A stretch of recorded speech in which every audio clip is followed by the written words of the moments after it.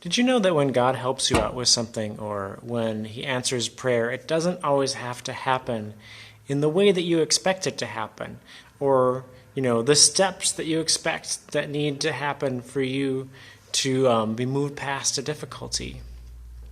Well, we'll see an example of this in today's 5-minute devotional from John chapter 5, verses 1 through 9. After this, there was a feast of the Jews, and Jesus went up to Jerusalem. Now, there is in Jerusalem by the sheep gate a pool in Aramaic called Bethesda, which has 5 roofed colonnades. In these lay a multitude of invalids, blind, lame, and paralyzed. One man was there who had been invalid for 38 years. When Jesus saw him lying there and knew he had already been there a long time, he said to him, "Do you want to be healed?"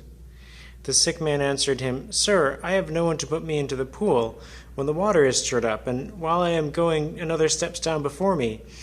Jesus said to him, "Get up, take up your bed and walk." And at once the man was healed, and he took up his bed and walked.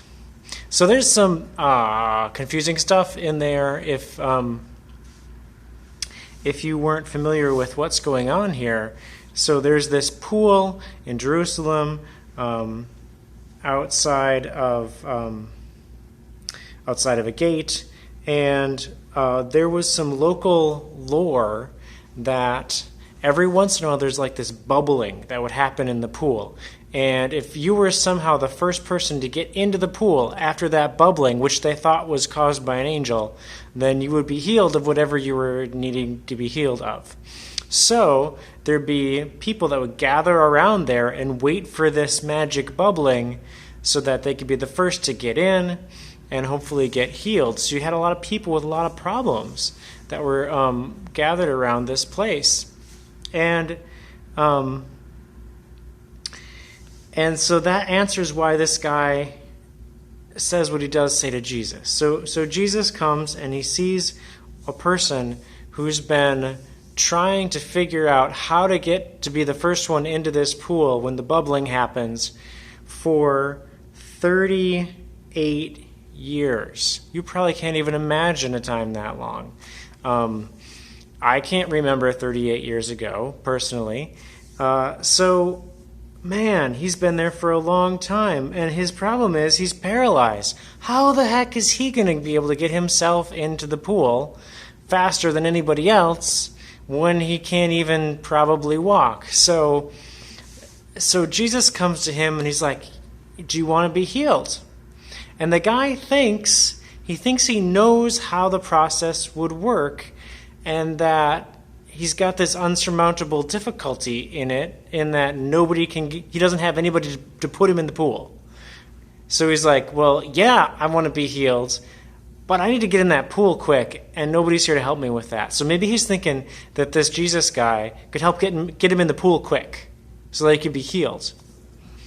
And Jesus doesn't do that. But you know what else Jesus doesn't do? He doesn't argue with him.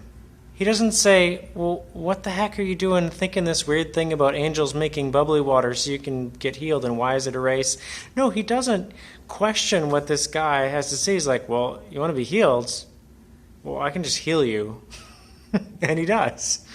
But you see what's going on here. The guy was focusing on something that to him was this huge obstacle of getting from where he was into the pool, not realizing that it wasn't even about the pool, and that God could do what God was going to do, even though the thing to him just seemed like this huge obstacle that could never be overcome, of being a paralyzed person who needs to somehow win a race to a pool. So I don't know what kind of difficulties you have, but I know sometimes when we think about what's difficult in our lives, there might be reasons you're like, "I don't see how that could ever get solved, this thing, because this other thing would need to happen first, and then this would happen, and I don't know how those things would ever going to happen. So I don't know. I mean, I can pray about it, but I don't even know how God would answer that prayer."